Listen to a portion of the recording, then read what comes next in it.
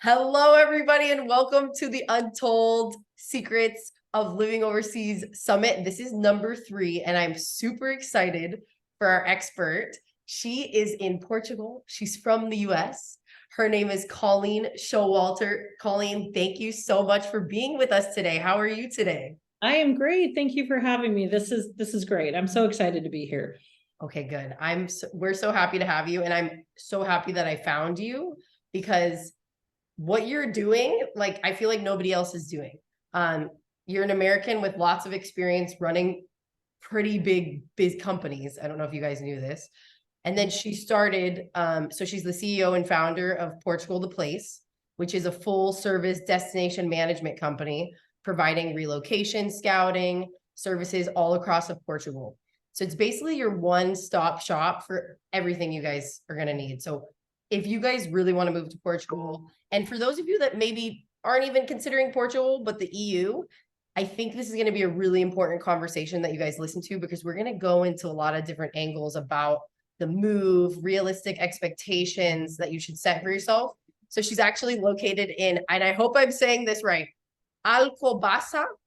Yes, Alcobaça, Portugal, Silver Coast, right in the middle. So about an hour north of Lisboa. Okay, hour north of Lisboa. Interesting. And that's called the Silver Coast. Yes. Colleen is a native of the West Coast. Yes. Oregon all the way. So hey. Okay, so I'm right below you from California, from LA. Okay. We'll forgive you for that. Yeah. I know Oregon's a little bit more beautiful and relaxed. I've yet to go in terms of like vacation, but I've heard it's amazing. But she's now in Portugal with her husband, father, daughter, and beloved 125-pound Newfiedoodle named Dutch. Yes. They moved to Portugal as a family unit. So she's got so much experience, and we're going to kind of dive into that. And she's just got a wealth of knowledge in the travel industry experience. They've traversed the globe. They really have a deep understanding of diverse cultures, and that's why they're able to have these unique offerings for you guys. And you're going to want to stay till the end of the call, because she has this amazing free gift where I was like, are you sure you want to give this away? Because it's literally that much value that she's going to give you guys. So stay till the end so that you guys can get the free gift. And then she leads a team of dedicated professionals committed to helping individuals and families like yourself make a successful transition to Portugal. So I hope I did your intro okay, Colleen. It's amazing. Yeah, that was fantastic. Tell us a little bit more about your story, because I think that's what resonates most with us is when we're making this big move. I mean, it's really scary, but tell us kind of, your story of like why you went there, and yeah, a little bit more about why you went. Well, like you said, we've traveled extensively. My husband and I both came from the travel and hospitality industry, and both of our jobs had us all around the globe. So we've always had a taste for adventure and change, and that's been something part of our life. But when it came to picking Portugal and moving to Europe, we had been here on holiday. I loved the country, had a great time, but never really thought about it as anything more than, wow, that was fun. And then when the pandemic hit, and like so many people, our company's situations changed, and we really had to dig in and decide, do we want to keep doing what we've been doing, or is this the moment where we can really have that decision to do and try something different? Right. So I said to my husband, I said, hey, what do you think if we sold everything we owned, got rid of everything we had, and moved to Portugal and just like do it? Because I'd looked into the convenience of moving to Portugal. I'd always thought I would move to France or Italy. That's kind of like the thing, right? Under the Tuscan sun, I'm going to buy do the whole thing. But when you start looking into the visa processes and the requirements, and you're looking for a location in the EU that is pretty simple to navigate, Portugal just bubbled up. It has a lower threshold to enter. It has a pretty simple visa process. And the cost of living in comparison to other places is really quite affordable. But here we are, we make this decision, and then we just go for it. And in the process, my father, who's now 85, he had been widowed, and he's sitting there in a recliner staring at repeats of CSI. And I said, what do you think? Would you want to move to Portugal with us? And he thought about it for like a minute and then said, I don't want my last chapter in a recliner, just waiting to pass away. Wow. And so we were like, okay, now we're moving my dad. So now we have a senior citizen we're moving. And then my daughter, who at the time was stuck in that terrible grind of the pandemic, created, like, you were 18, 19. That was like the worst, right? Everything, her college plans got put on hold. Everything kind of changed. And we were really thinking about, like, what could be a great experience for her as well. So we did it. We sold everything. We traversed the nation in an RV, waiting for the consulates to open. And then we finally got the ability to move, and we hopped sight unseen from the States to the Silver Coast, where we are now. So it was a crazy, crazy time. And I don't regret a moment of it, but it's a lot to pick up and try to move people in all different stages of life, for sure. That's so interesting. And it sounds like you have a diverse range of experience. I mean, moving an 85-year-old parent. And it's actually interesting that you're saying this, because I've been talking with some of my clients about, that's one of their fears, is how can I make this move? I really want this, but they feel like this might be holding them back. How did you guys come to terms with such a drastic move for the whole family, especially like an elderly? It was definitely fraught with anxiety on my part as the leader of the pack, the person making the decisions. You're like, okay, I hope that, I'm moving forward through this. And I didn't have any resources. It was blind. I was doing as much online as I could. And it actually influenced us starting the company, because there's a void between, like, the legal information you can get on the visas. There's real estate agents and things if you, but there's like this void in between. Portugal doesn't have, like, relocation assistance on individual cities' sites. There's no chamber of commerce where you just click here and find out everything. So with my father, the big thing was he has a lot of health issues. So it wasn't like he's this vigorous, healthy person who we were just picking up and moving. We had to consider medication, his healthcare, where we could live based on his mobility, all of those factors. And it was a lot of communication, and with him, really being clear, like, every step of the way. Are you feeling stressed? Are you feeling like you can still do this? But then also just being prepared to make the moment happen where you are, even if they're really in great health, the caregiver. Like, you have to dive in and accept the role. You're going to make all the bureaucracy changes. You're going to handle all of the registrations. You're going to be the point person while they're settling in. Because in my experience, not only with my husband, but also with multiple clients, the older the clients are, the more it takes for them to settle into the rhythm. The language is difficult. So you have to, I think, as the individual organizing it, just be prepared for that and say, I'm ready, and I'm going to, even if they're really independent and they never needed help in the States, they're going to need help here. Of course. And I love that it's a possibility, because just you're an inspiration, because it's a possibility that you can do this with so many other moving parts.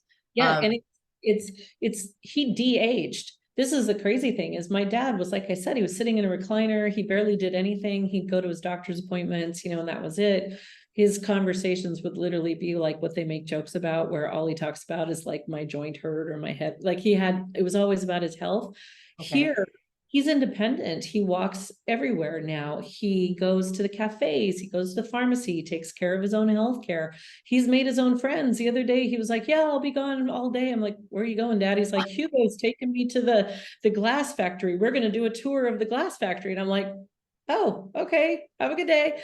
Perfect. So he's de-aged by what I feel like 10 years. Like, I feel like he's been given back life in this chapter. And he's embraced it. Like, he knows he can't do everything. He fully goes with the fact that he can't go in the castles, like climbing up like steep hills. Like, Coimbra is a little tricky getting into the palace and stuff, but he sits on a bench or has a drink in the cafe. He's like, you guys go have fun. I'm fine. So he thinks anything he does get to do is so much more than he thought, that it's all worth it. Wow. So it sounds like he's being taken care of. He has more energy, and I'm sure that's what you help in terms of resources for your clients. Can you tell us more about, I know you said there's this gap in the market with, say I'm wanting to move to Portugal, or I'm considering Europe. what is everything that you guys do, and kind of Yeah. what's your motto with your clients, and what can we expect from We from should have working? named we should have named our company Just Don't Do What We Did. Ah, That's literally like, we started all of this service because a lot of people, once they saw we moved, kept asking us for help. And we were like, okay, we can do this. And there is this gap. And basically it's because you have to make a lot of choices here. And the language in Portugal is not familiar to most folks coming from North America. It's not a language we learn in school, for right. example. And it is dramatically different than Spanish, which I'm sure you're aware of being so it's definitely a change, but then also there's a lot of things that you have to be prepared to navigate here, the way that they do business, the way that the government, the bureaucracy works, the support services. That's what we provide to our clients. So when they go location scouting with us, when we host them, it's not a vacation. You're not coming over and seeing castles and wineries. You are coming into a neighborhood in a city and you're looking at the neighborhoods, the amenities, the pros and the cons, because every city has them.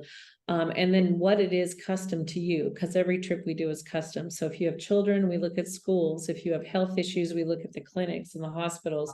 So we create this educational, intentional experience so that you can come over and maximize your experience and make decisions based on the knowledge you've received.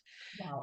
And then from there, that lift. So we help our client. The core piece is location scouting. Most folks have this idea they need to come over and figure out where they should live first. Right. Then from there, as clients, we have the opportunity, if they want to continue and look for a long-term rental that the visa needs for the qualifying. If they want to purchase a home, we're not real estate agents, we're scouters. We do all the finding, the filtering, all the work, and then post whatever they choose, whether it's a rental or a purchase, we support them all the way to the day they arrive with the concierge style service. We set up their utilities, we receive deliveries, we go through the whole process of registering their children for school or helping them find different resources for things like healthcare. We partner with lots of organizations such as Serenity, which is an amazing concierge for healthcare here. But at the end of the day, the whole entire process for us is the goal is you have a soft landing. And then even once you arrive, we then have concierge services available to keep helping you with translations and support. How do you return a package at CTT, the post office? All these things that feel so big when you just don't know what you don't know. And that's what we're doing. And I love that you guys are offering all of this because, everybody, if you didn't know, I live in Barcelona. And Spain has kind of similar slow bureaucracy. Hey, you get a parking ticket, you rent a car for the weekend. It's kind of confusing to figure out even how to pay the parking ticket. Now that's very like low level, but we do that all the time. Trust me. If you don't pay it, Yeah. it exponentially gets more expensive. So I mean, it sounds like you might show up. Like that's the problem is parking tickets are very confusing, traffic tickets, that kind of thing. Paying your taxes. I mean, there's just so much. And so I think it's really awesome that there's a company like your guys is. And specifically can we shift a little bit to talk about the location scouting? I mean, so many people ask, what should I be doing when I go for my trip? I'm going for 2 weeks. I mean, is there can you give us some tips and kind of like insights to what you guys suggest? How long should they go? What should they do? I mean, well, location scouting is something that is so different than a holiday. And if you're comfortable with renting a car and doing it on your own, I mean, there are DIY people, and then there are folks that like to have a professional guide them. But either way, you need to have a balance between full scouting days, which are full on immersions into the communities, and you're looking at it from a lens of living there. You can holiday anywhere, but living somewhere is so different. And then balance that with some free time. 10 days is a sweet spot for our clients that come over and location scout with us because we can do some hosted days, and then we want them to have free days on their own so they can go and explore the markets and go to the cafes and, really absorb the lifestyle. And then you come back and you do some more scouting into the cities and showing in neighborhoods and all the nitty-gritty bits that you need to consider when you move. And then you go back and you have some free time to absorb it. If you do it all close together, if you try to jam it up too close, it can become like white noise. Like you can't even remember which town you looked at, or you know, what was that? Now, where was that? Which one? So we really try to balance between the two. And if Right. you're doing it on your own, it's so important to stick to it. We call it the squirrel. I mean, we all do it. Yeah. You think you have like a focus, right? And then you're like, squirrel, it's a castle. Or, oh, I just spent 3 hours in a restaurant having wine. I'm not going to do anything the rest of the day. And the Right. opportunity to find what you're looking for kind of filters away. So for doing a scouting trip, whether you do it on your own or with a company like ours, or you host, it's really important to give yourself a balance so you have time to do the experience and then you have time to do the work. It's so important. And I echo what you're saying about it's different if you're planning it yourself because of those. Yeah, I think it's so perfect. Squirrel moment. We have friends that just came here to Barcelona for the weekend, or actually, sorry, they're here for 5 weeks, but we decided to take them because we've been living here for 5 years, show them the ropes, explain to them the culture, and take them around in our car. So it's almost like we gave them, not exactly what you're doing, but we took them to the Costa Brava. They had no idea that there was even opportunity to live on the coastline. And they didn't even know that this coastline was so beautiful. They didn't know that there were $125,000 homes right on the beach. And we kind of we showed them a real estate business, and they were kind of looking. So very like low level, not exactly what you're doing, but there's just so much that we don't know when we're in a new place. And so I think it's so important that you guys really consider having somebody show you the ropes. Well, and it happens. We get a lot of clients that are on their second trip to Portugal because they tried to come and do it on their own, and you don't know what you don't know. We take people to cities that most of the time we are the ones that have introduced them to it. These are really Portuguese cities. They're not tourism destinations. So they offer this whole different experience, cost of living, nothing. And you really don't know this.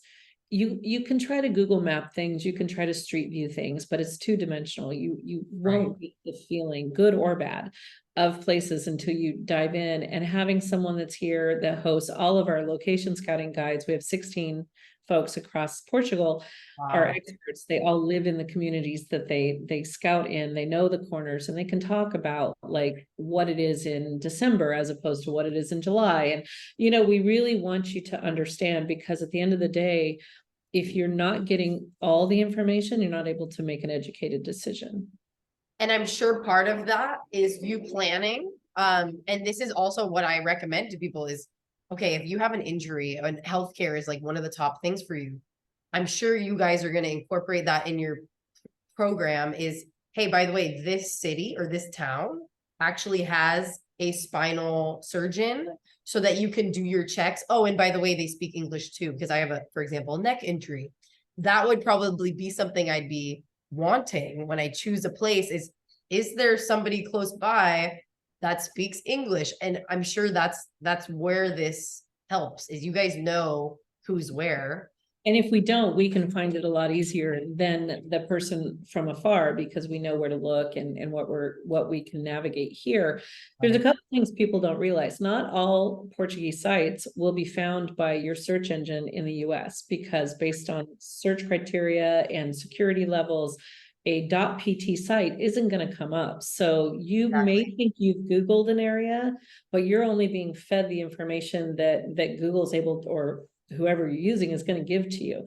So when we look here, we're finding and sourcing information very differently from the lens of being in Portugal. And I don't think everyone always realizes. They're like, oh, I don't need help. I can just Google it. I can get it on the internet. That actually is completely not the case. There's a lot of websites in Portugal with a .pt that will not open in the US. They don't even come up in like the search filters. So yeah, in Spain too, right? Like the Spanish. Yeah. That's the thing. And I'm so happy you brought that up, because I didn't even think about that. I tell my husband when we're kind of researching, because we digital nomad too. So when we look for the best products or medicines in that country, we search it in the local language. Right. When we're there. So I told Dan today, it's so funny. I said, hey, we're going to India. We need the best mosquito spray. I said, don't type it in English, type it in Spanish. And then everything came up. Yes. From Spain. If you are in the US and you think you're doing a thorough research of whatever country you're moving to in Europe, and you're not taking into account that there's a filter based off of the way you're viewing it, then you're missing large pieces of information. And that's why the expert in whatever country you're considering is going to have access to more information than you are, even if you're looking on the same Google, like if you're both Googling it, it's going to be different. Very true. I love that. Thank you for bringing that up. And then I have another question, which I think is super important. And I know you're really big on this. What are the realistic expectations that one should have when moving to Portugal? And any secrets? This summit is called Untold Secrets. So if you can share any of that, that would be awesome, because I know it's not this glorified, oh, it's my dream life is going to be, it's right here, and then everything's going to be perfect. There are challenges. Absolutely. Just like any other place you go, whatever problem you had where you are, it doesn't mean it's going to magically go away in the new place. So that's really important. You don't want to run from something, you want to move to something. And in Portugal, there's a couple of pieces. It is advertised right now. The marketing out there is insane for Portugal. It's bubbling up in everything, that it is this really affordable place to move, that they use words like cheap and easy and dreams and lots of words that sound great. They catch your attention. And there is some level of validity to it. But the truth be told is, just like anywhere else, Portugal has lower costs of living on some items, and other items are more. If you want to live in a big city, Lisboa is one of the most expensive cities now in Europe to move to. It no longer holds an affordability factor when it comes to rentals, cost of living, dining out, things like that. It is a capital of a major European country, and the city reflects that. So if you're coming to the idea of like, I'm going to move to Portugal and I'm going to rent this place, it's going to cost me nothing, and I'm going to go out and everything, and that has to be a reset expectation. Okay. Portugal can provide you. The secret in Portugal is, first off, we don't know anything about Portugal as Americans. Nothing. And unless you have a Portuguese heritage or background, you're going to come in blind. And most people think of Portugal as just being an extension of Spain. And that couldn't be more wrong. And don't say that to a Portuguese person, because that would be really stressful for them. Yeah. Basically, is you need to realize that if you want to have an affordable lifestyle and live within the means that is lower than what you're living in the States, you want to reduce your expenses. The secret in Portugal is to explore the Portuguese cities that are not tourist destinations. If you are looking at Porto and Lisboa and Coimbra and Faro, the Algarve, these places that are really well known, you are going to pay a premium there. It is still less than, say, the Italian Riviera, for example, but it's still expensive. It's not going to be dirt cheap. But right. If you are willing to consider living in another part of Portugal and explore the less touristy destinations, then the game changes. And that's where you have to be willing to accept that you're not going to have American and English speaking amenities and speakers close by. You're going to live in a Portuguese community, but that's where you'll save and you'll start to feel the effects of this more affordable lifestyle. I'm so happy you touched on that. And I actually like, and if for those of you who are scared that, oh, but there's not going to be Americans, you will find people, but I almost like the feeling of being immersed in that culture. And it is very welcoming. People are going to want to have you in their town, and they're going to be curious, and you are going to make friends, and it'll actually just catapult your learning.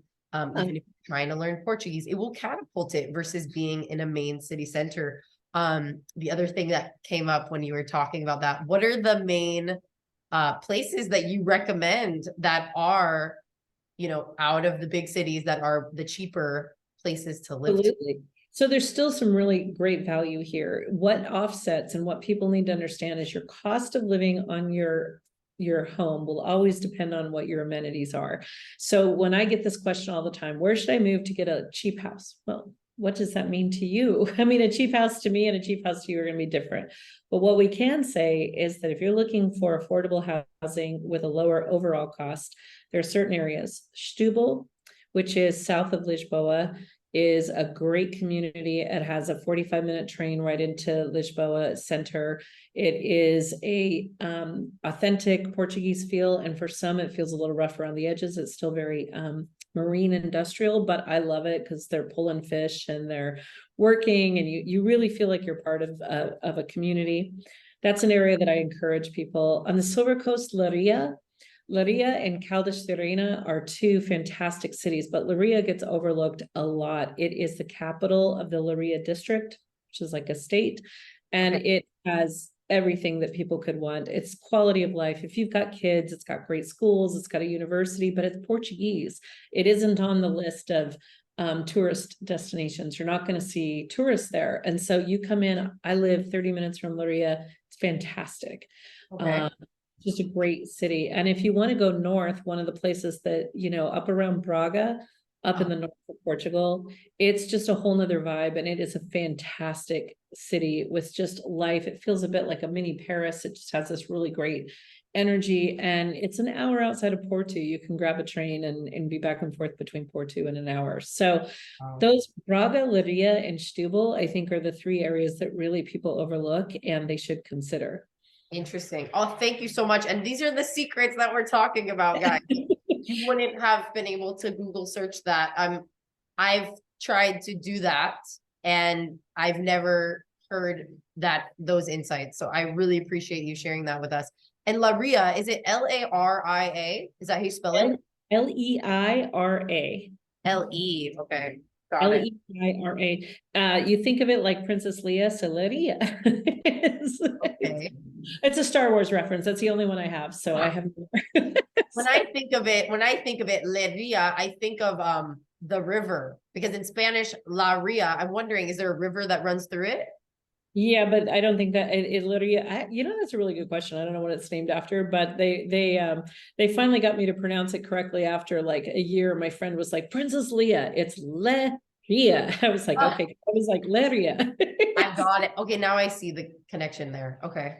So I know we have a little bit, we only have a couple more minutes left. I wanted you to be able to let everybody know what your free gift is.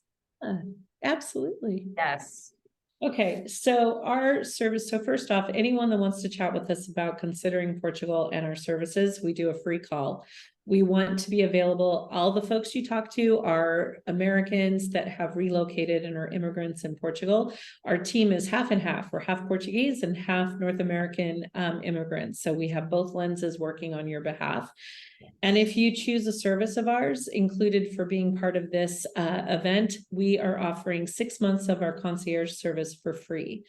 So what that means is what I was talking about earlier is this is the concierge service that we offer. So once you've arrived here, this is a package that normally has a 400 euro value on it, and we're giving you 6 months of this for free so that you have translation services, registration for your kids, helping you buy a car, navigating the parking tickets, which you will get. It's not a big deal. They're not expensive in Portugal, but you'll get one, and then we'll help you figure out how to pay it.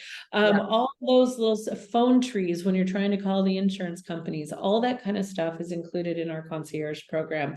And in addition to that, we have another piece that's really important is we have emergency contact services. We can be your emergency contact. We can hold your family's information back in the States so that if something happens that's serious and you need someone to help navigate the communication and everything, we'll be there for you. So you can give folks back home peace of mind as well. I love that. Now tell us, how can they get the free gift?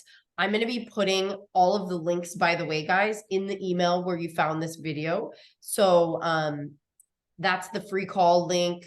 There's also and then when you jump on that call with Colleen or a team member, you'll be able to claim that. I think you said it was 400 euro value. It's the annual subscription. The concierge is 400, but it is 6 months. So it's a 200 euro value for that.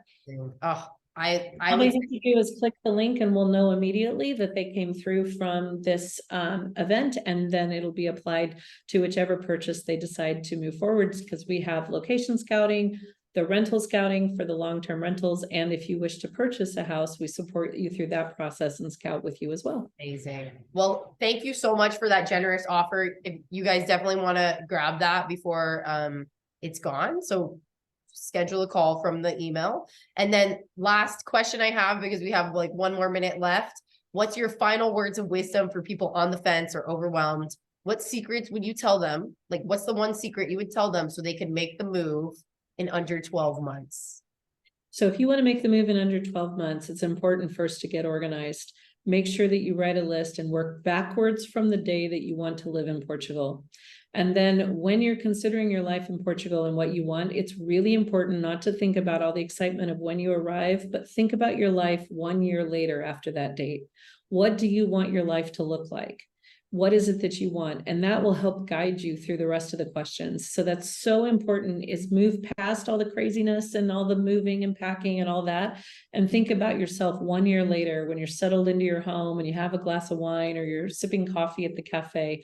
What do you want your life to be? This is your chance to have that next chapter, and, you know, go for it. That's what I suggest. I love it. And oh, thank you so much, Colleen, for being with us again. She's at portugaltheplace.com. All of the links are going to be in the email. Get the free gift. Colleen, I'm so excited to see you and hopefully meet up with you, hopefully in the next year when I come to Portugal. And all of you, like, I mean, Colleen and her family, they're literally welcoming you guys with open arms at Portugal The Place. And it's just such a great experience to work with them. So again, Colleen, thank you for being here. And we're excited to be in touch with you. Thank you so much. Thank you. Okay.